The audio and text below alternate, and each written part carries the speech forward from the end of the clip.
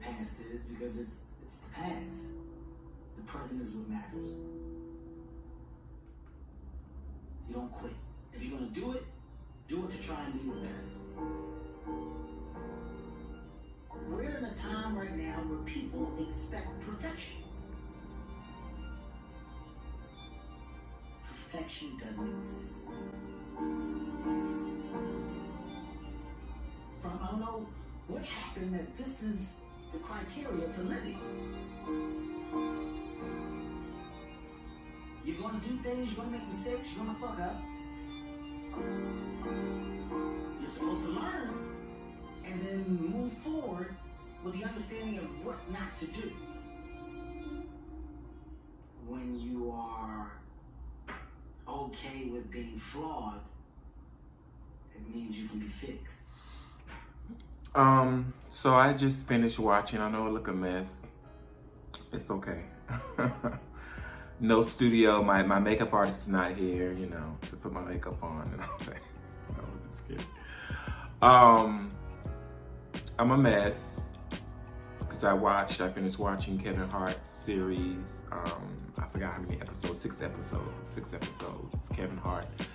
Talks about his life and all that kind of stuff, and I laughed, I cried, I gained inspiration from it, and it brought me back to this. Today is January 2nd, 2020, and just on last week, I was in Conway, South Carolina, where I'm from, spending time with my family.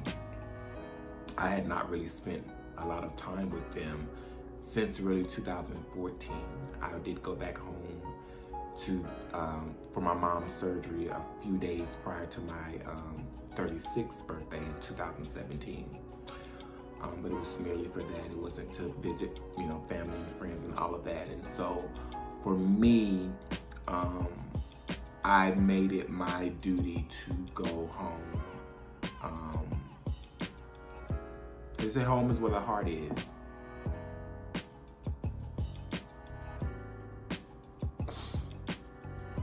And my heart is in South Carolina.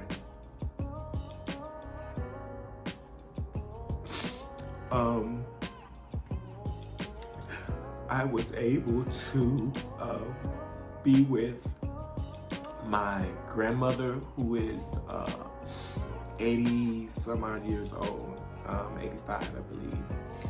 I was able to sit and talk with her for hours, and that's something that I've been making sure to do. Just anytime that I get the chance to get on the phone with her, I do that. And we talk about cooking and what I'm cooking, and now, you know, I don't eat meat. I haven't eaten meat since like March of last year, of 2019. So we talk about that, and Grandma, how to cook this, and what do you do, and, you know, all this type of stuff, and go through. One thing that I did that people may think is weird, but my grandmother has like this big stack of obituaries. And it has so many people that were a part of my life. Older people. My great-grandmother, she had my great-grandmother's obituary, which is her mom, her adopted mom, and but you can't say that was her adopted mom, that was her mom, you know, who I remember. You had even my mom's mom. She had her obituary, and she had so many, my aunts and great uncles and all that, and cousins. And so I spent, you know, Christmas Day more so with her, and then the day after Christmas I went and I spent time with my aunt. But before I did that, me and my brother, my younger brother, who's 9.5 years younger than me, might as well say we're 10 years apart, we went to the graveyard. And that's something that I do every time, or I try to go, every time that I go home, I try to go to the graveyard. And I went to two. There's two graveyards. There's one behind my old home church, and then there's the community graveyard. And my grandmother said, make sure you go see your great grandfather's grave. There is, we fixed it up really nice. We had it, you know, laid with the tombstone now. His picture on there, and he died like in 1944 or something like that. So I saw that, and I always go and I see my granny, who died when I was about to be 8 years old. She died 10 days before my 8th birthday, but I remember her. I remember doing a poem at her funeral. She was probably the only, you know, deceased body I'd ever touched. So I did that, and I visited them, and then I went to my mom's grave, and my aunts and my uncles and cousins and all of that. And then me and my brother spent some time with my aunt, you know, who's not in the best health-wise, but she's my mom's oldest sister. She's like 76, and she'll be 77 this year. So I spent time with her, and I spent time with, we spent maybe about 3 hours with her, and then we went over to my mom's oldest brother's house, and we spent time with him, and then went to they call it the knee baby. I think the baby, the child before the baby, because my mom's the baby. We went over to his house, and he's like my favorite uncle. I know you're not supposed to say that, but he is my favorite uncle. He was like a father figure to me, because my dad was not in the States for the majority of the time that I had been a child, because my dad was in the military. So we spent about an hour and a half, 2 hours at his house, and then went home and all that.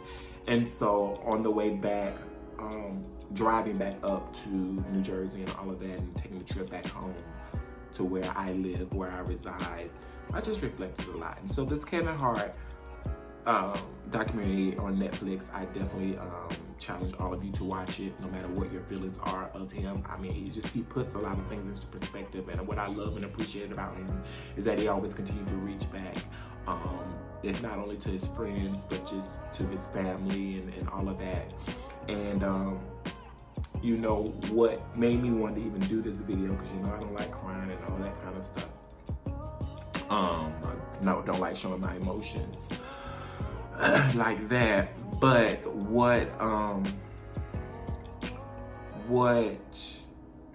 maybe it's reflecting over last week, as you know, period, but last Thursday more specifically, and then my relation to this, because God has a funny way of doing things. You know, we build up our lives in the way that we want,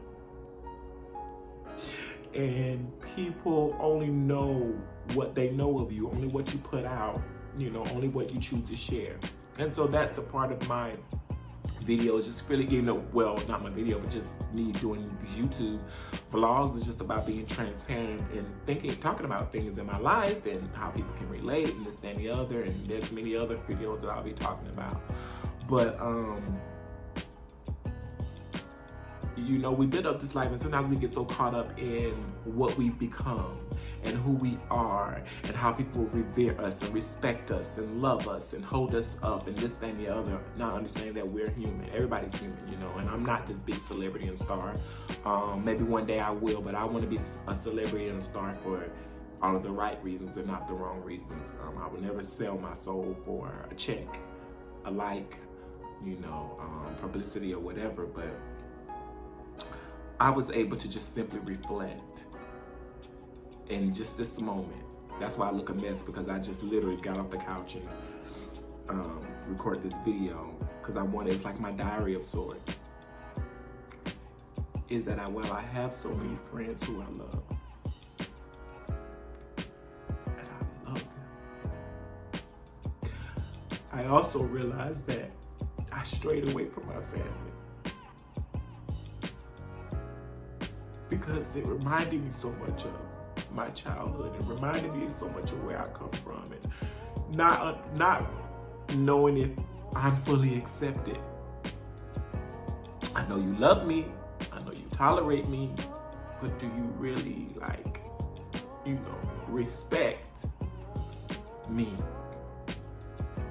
But I was able to, when I went home, what I realized is that no matter who I am, what I am, my family is proud of me.